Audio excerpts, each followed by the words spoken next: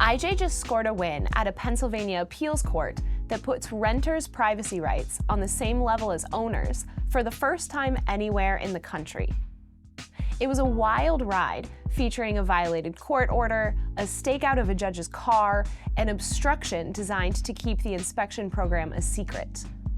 It is also part of a decades-long campaign to overturn the U.S. Supreme Court precedent that lets the government enter renters' homes without a real warrant or any suspicion of wrongdoing. I'm Kim Norberg of the Institute for Justice, joined by co-host Keith Neely, IJ attorney Rob Peccola, and IJ Deputy Litigation Director Robert McNamara. This is Beyond the Brief.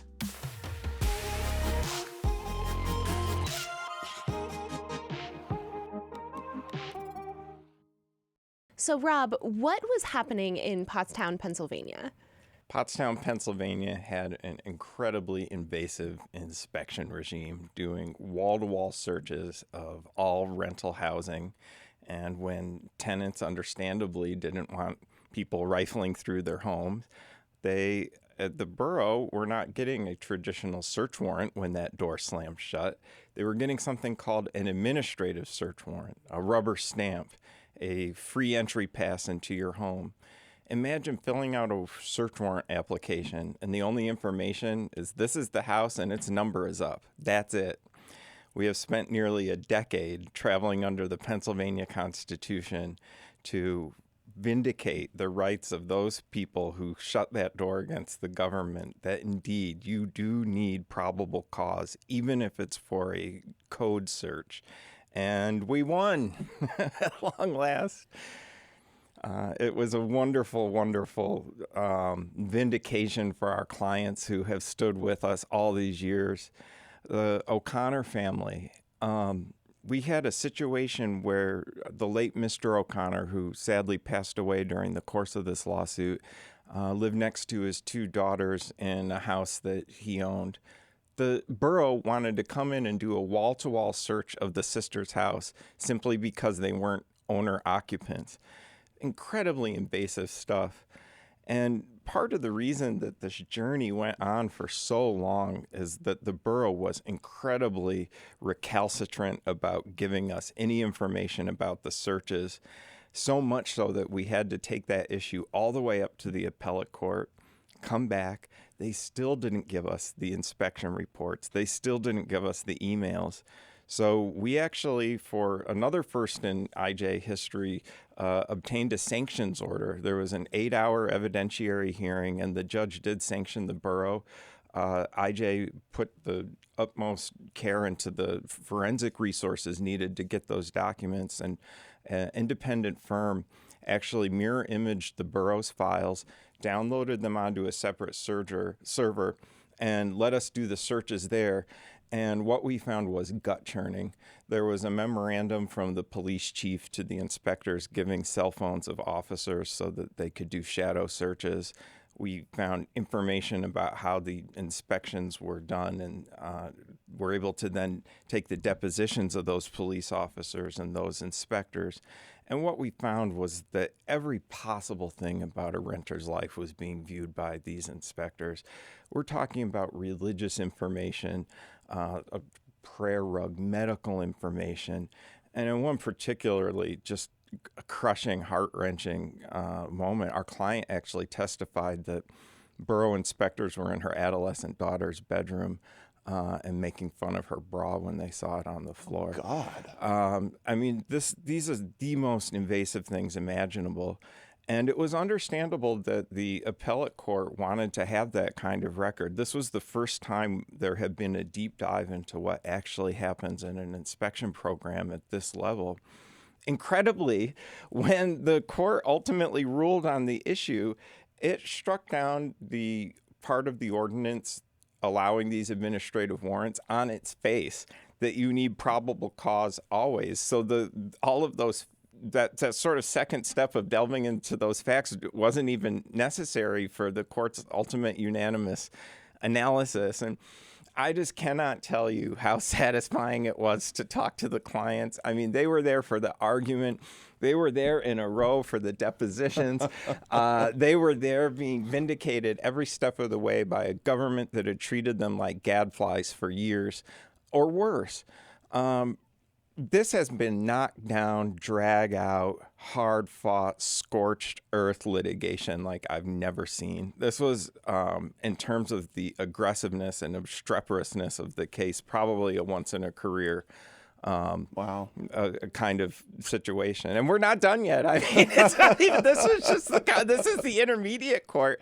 Do you expect the other side to appeal? Like, is this going to the Pennsylvania Supreme Court? Well, there's a movement afoot. They do want to appeal. I believe the borough is going to actually have to vote at a council meeting officially on whether to do that. They have another couple of weeks to decide. But let's start at the beginning. I was about to say, So like, there's this whole 10-year story. Yeah, but so what even are these searches, and like, is it because our clients are suspected of something? What are they looking for? Like, how does this whole system even work? So the Pottstown case goes back 10 years. IJ's attempts to change the law here goes back 20 years, and the problem actually goes back to 1967. There's a 1967 U.S. Supreme Court case called McNamara. And so the ordinary rule is if the government wants to get into your home, it needs to have probable cause. And anyone who's watched television knows there's such a thing as probable cause. The government needs to have some specific reason to think a crime has been committed. It's going to find evidence of a crime at this particular place, and it lays out the evidence, and a judge gives them a warrant based on probable cause. And what McNamara says is that for rental housing, you don't need probable cause. You can have an administrative warrant, like Rob was talking about, where the reason I'm searching your house is not that I have any particular evidence. The reason is that I have not searched your house in the past 2 years. I want a warrant because I haven't been in there in a while. And it's one of those things that is just like obviously nuts, right? And if you read the McNamara opinion, it is very concerned. Obviously, the court has in its head this vision of like early 20th century tenements. And there's going to be a fire in one of these tenements, and it's going to sweep through whole city blocks. And so we're going to authorize this minimally invasive inspection to make sure that your apartment building isn't going to catch on fire. And the upshot of it, though, is that the McNamara totally ignores that these are homes that people live in. And the resulting law is that any rental housing, single-family homes, as long as they're rented or even not rented and just not occupied by the owner and occupied by his children, are subject to invasive wall-to-wall inspections, not just for the fire code, but for any housing code violation, which includes things like clutter, which requires inspectors to look in the closet. And it's one of those things we looked at. It's just like, this obviously isn't the law. Like, this can't be the law. This is nuts. It can't be that the government can do this to you just because you have a lease rather than having the deed. And yet it was. It was the law everywhere. And so in 2006, we filed our first state court case in Minnesota with the plan being, look, the U.S. Supreme Court has taken this off the table for federal constitutional litigation. I think, honestly, if you asked anyone sitting on the Supreme Court today on a clean slate, can the government barge into your house just because you're a renter? All of them would say, no, that's crazy.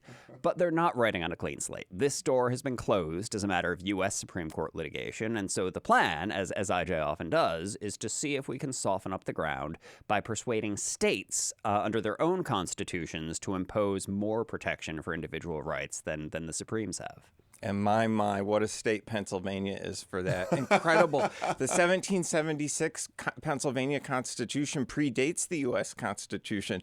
Memories of troops quartered in their home, memories of searches for contraband or tariffs from the king are fresh in the minds of the Pennsylvania founders. And so the Pennsylvania Supreme Court has this wonderful, robust history of time after time rejecting U.S. Supreme Court search and seizure cases and saying, no, we have a much more capacious understanding of privacy. We have a much more aggressive stance toward the government action. And this is one of close to, I think, a dozen now cases where Pennsylvania courts have taken a sharp departure from the erosion of Fourth Amendment protections that we've seen with the U.S. Supreme Court. Well, and speaking of the history, I mean, this distinction between homeowners and renters, that wasn't really supported at the time of the framing anywhere. I mean, I'm not aware, at least, of Fourth Amendment decisions or concerns being different at the Constitutional Convention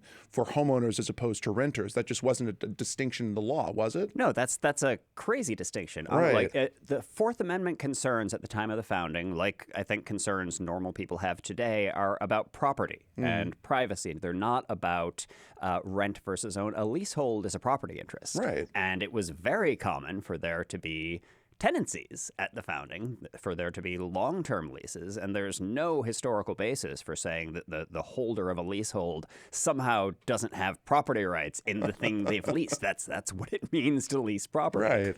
So the way that this sounds to me is pretty, obviously outrageous and, clearly we're right. But we've litigated this for decades, and Pottstown is kind of the first major success that we've had. And so what is sort of the government's position that gets traction, or why are these cases so hard to do? Well, it's a few things, as is often the case with IJ cases. One is that this is just a very steep mountain to climb. I mean, when we started this, and really until a few weeks ago, the law was bad everywhere. The law was terrible at the federal level, at every state level. It's not like there was a minority of states we could point to that already had really robust protections that were trying to expand. The law was pretty uniformly bad, but laws like this are also, it turns out, really procedurally hard to challenge. So the very first time we tried to ask a state high court to reject camera and to say that renters are people too, what the court actually said was we had challenged an ordinance that looked like Pottstown's that said we can get a warrant just because we haven't been in a couple years. And the court said, well, wait a minute. When you get that warrant, you're still getting that warrant from a judge. And who are we to say that the judge won't say, well, I don't care what the ordinance says. I think you need probable cause. Maybe that judge will impose some reasonable limitations. And so you can't just challenge this statute on its face. You need to know whether they're actually going to be able to get the administrative warrant, because we trust judges not to do crazy things. Which actually made even just filing the Pottstown case kind of a wild adventure. Yeah, it was an incredible sort of feat of reconnaissance. Another one of our wonderful clients is Steve Camburn, who's a longtime landlord in Pottstown, and his tenant, the Rivera family, who have lived in a home they rent for more than a decade, raised their family there. And so Steve and this family have a wonderful relationship, and he's very sensitive to their privacy being invaded, especially given the story I told you earlier. And so he gave us some information about how does it work when they go to get one of these warrants. So the first thing you do is you fill out a search warrant application, which the code department does. So he knew that there was a batch of these warrants that they were going to do on a particular very cold morning way back in 2017. And so we went to the courthouse. One of us was waiting back at the home in case they tried to come to the door. And my co-counsel, Megan Forbes, at the courthouse. And so sure enough, the truck came, dropped off the warrant application, and so we staked out the judge's parking spot, waiting for him to come in, and when he would sign the warrant, because they knew that for the afternoon's run they would need the signed warrant. So sure enough, he pulls up, goes in, waited about 10 minutes. As soon as that time passed, in we went, put the lawsuit on the counter. Wow. So we had a executed administrative search warrant against our clients, which is something that happens in secret, surreptitiously, behind the scenes. Makes it very difficult to challenge, but we did it. And boy, did that serve us well over this past decade. Time and again, as you can imagine, they've tried to throw out this case on every conceivable ground. But the court said, look, they're trying to get into their house. You've got it on paper. And that really has given us a rock solid foundation, not just to keep the case alive, but to really delve into the specifics of this program. All right, you got a search warrant, time for discovery. What does that search warrant entail when they come in? How does the program work? What do they do with the information? And what they do with the information is horrible. The cops have access to the complete inspection database. They have the list So the cops, we're talking about like housing code stuff that's, is your house going to burst into flames or whatever, as Bob said, but the police are involved in that somehow? They all have logins to the database, and they can jump in and see any property. They can find out the tenants' names. They've even used the database to get information to execute criminal search warrants. And what we found also was that inspectors, pursuant to instructions from the police, were indeed reporting back suspected criminal activity without any kind of warrant to the police. And there has been at least one arrest of somebody from a rental inspection pursuant to this program. Scary, scary stuff that would have been hidden from public view forever had IJ not aggressively fought discovery all the way up to the appellate court and back. It really just shows why the factual record, it's not just for the case, it's really part of public interest lawyering. This is information that should be public to begin with. This is the United States. We don't have secret government programs. We don't have secret searches. We don't have, as we have in Memphis and Macon, secret court programs that can demolish your house. The level of secrecy here is one of the most frightening and pernicious aspects of this program. And it's a little scary. It makes you think, well, this is the one that IJ was shooting at in complete warfare mode for years and years to get those scraps of paper. What else is out there? Oh, and it is. I mean, one of my favorite things about this case is there genuinely was about a 3-hour window in which you could file this lawsuit. Before the warrant was signed, you couldn't file the lawsuit because who knows what would happen. And after they served the warrant, once they searched the house, well, then the question would become, right, like, well, they didn't find any evidence of a crime, so what are you complaining about? And so because we managed to file in that 3-hour window, which is, I think, the only time we have had a stakeout in an IJ case, we got this record of discovery, which actually showed there's a lot to complain about in the houses where they didn't find any evidence of crimes. That it's not just evidence of crimes, but inspectors got personal information about people's religious habits, their romantic habits, their sexual habits, and the inspectors are human beings, so of course they went out for drinks after work and they told war stories about the stuff they'd seen in your house. And that is what matters, and that's the kind of stuff you couldn't have gotten into once that 3-hour window expired. Did you know IJ represents ordinary people, free of charge, as they fight back against government abuse? If you're looking for a rewarding way to support our work, consider becoming a member of our merry band of monthly donors and stand shoulder to shoulder with IJ's clients every month of the year. Monthly donations are convenient and cost-efficient, meaning more of your money goes directly to our fight for freedom and justice. Sign up to donate today at ij.org/monthly. What's the scale of this? Like, are they sort of systematically searching every rented home in Pottstown, or are there like specific ones that they're focusing on and other renters are left alone, or how does this kind of work? The vision is it's everyone, and not just in Pottstown, but in towns and cities across Pennsylvania and across the United States. The stated reason for an administrative warrant like this is we're trying to search everybody systematically, and it's been 2 years since we searched your home.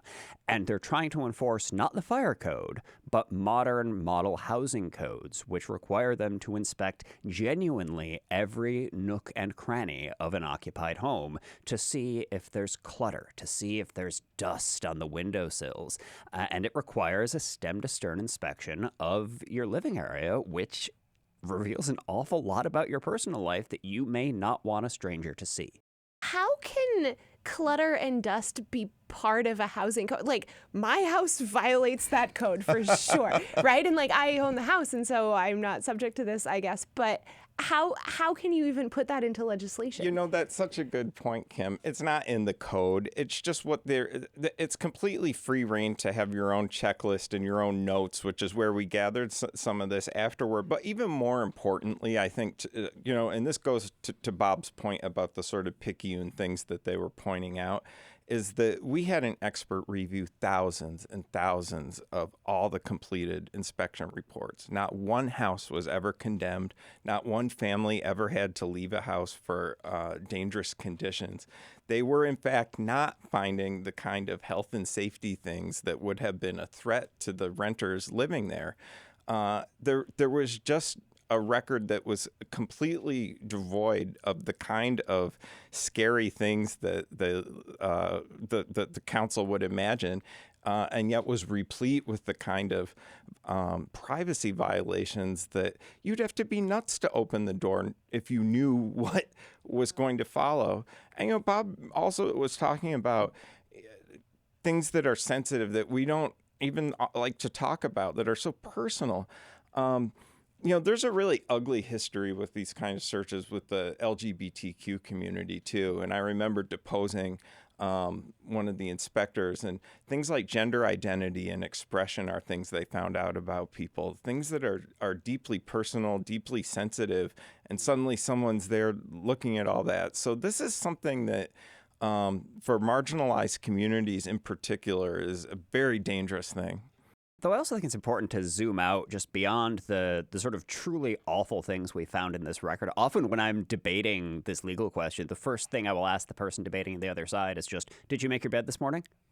And that is just so obviously a rude and intrusive question that I'm not entitled to an answer to. And that's the first thing they're going to see when they barge into your house. And somehow you don't want to tell me, and I understand why. And that's exactly what we're talking about. It's not about having something to hide. It's about having some part of your life that is not broadcast to the public and to the government. Well, and it sounds like they're sort of doing this as a, it's for your own good thing. Like you mentioned that the, supposed concerns here are for the tenant's health and safety. And it just seems so wild to me that you would come and knock on my door and say, hey, I need to, open all of the drawers in your kitchen and like go through all the cabinets in your bathroom in order to make sure that you're safe. Like, it's just so... And Kim, your question echoes one that one of the Commonwealth Court judges asked my opponent during oral argument. She said, can't tenants just call up the code department if they had a concern? Right. And the borough said, oh, sure they can. Yeah, they can call up. There's a mechanism to just do that. So this has no effect on the ability of renters in Pennsylvania to bring in government health inspectors when they think that there's something wrong with their apartment. No, not at all. The tenants are in the driver's seat with all of this. There is nothing stopping a tenant from reporting a landlord who has been negligent. And interestingly enough, there are cities in Pennsylvania like Philadelphia that have anti-retaliation statutes for when a tenant complains. Guess what? Borough doesn't have an anti-retaliation statute, Pottstown. So if the true concern was giving tenants the empowerment to have better housing, why on earth wouldn't you have an anti-retaliation statute so that they could comfortably go to the borough with those concerns? Right. It just shows that at the end of the day, this wasn't really about that. We took a very hard empirical look, and at the time that they passed this ordinance, code violations were going down in Pottstown. It was actually on a trend of finding fewer and fewer violations, and then they passed this ordinance. So it wasn't empirically based on any kind of actual health and safety measures. And in its execution, it wasn't finding actual serious health and safety violations. I think that's important because, Kim, you were asking earlier about, what's the government's sort of best argument and what is the skepticism? And I do think there is a sort of paternalistic view to make sure that tenants aren't being sort of abused by what we would call slumlords. There is a whole toolkit for dealing with that. Wall-to-wall searches of every single home is not it. Well, and especially not wall-to-wall searches against the express wishes of the tenants. Like, a lot of what's happening underneath these laws is just a refusal to recognize that people who rent their houses are, adults and can complain and can call in an inspector if they want an inspector there. And that if they say, no, I don't want you in my bedroom, well, they just must be mistaken about their own interests. And it's one of the reasons I really like these cases, because it drives home, I think, a really just morally important point that, a lot of people look at property rights advocates like Rob and me, and they say, oh, well, property rights is just code for protecting rich people. And that's not true. Like, people of modest means have property rights. A leased home is property. It's just all too often the government doesn't treat the property of people who of modest means as if it's actually property. And the great thing about the judicial opinion in this case is that it just starts from the premise that a home is a home and that property is property, and it affords renters exactly the same protections that owners have to stand in their front door and say, no, I don't want you here.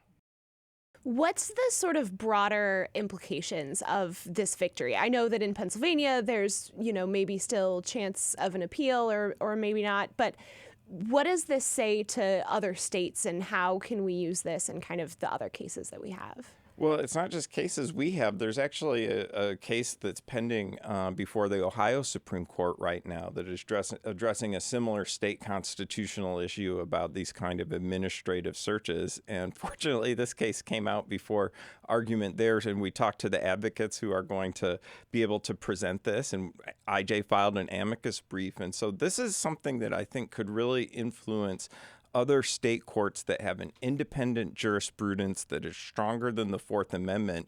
And hopefully this is just the beginning. Hopefully this can wake up courts in other states that have that strong independent streak that can really empower tenants to take hold of their property rights and say, come back with a warrant, and have the government actually comply in a meaningful way.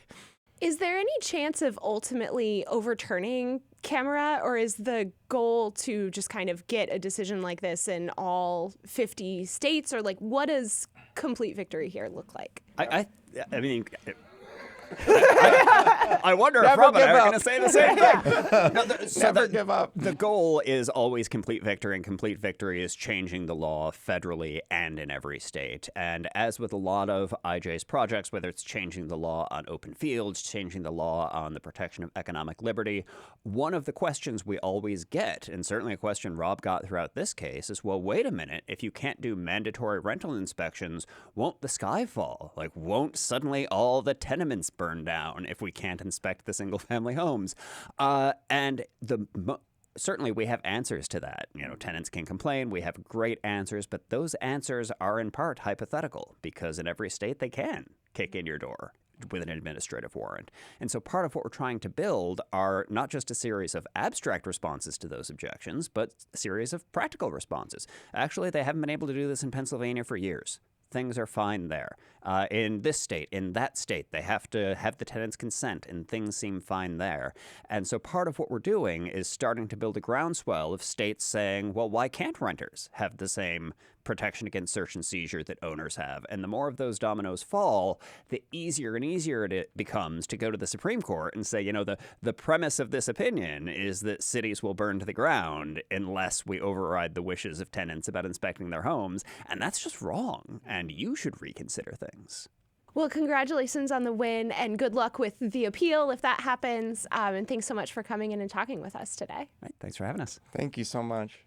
And thanks to all of you for listening. If you'd like to get more of these videos, you can like and subscribe to our channel. And if you'd like to support this work and IJ's other cases, you can join us with just $5 a month at ij.org/monthly. Thank you. Thanks again for watching. Make sure to like, subscribe, and tune in for more videos.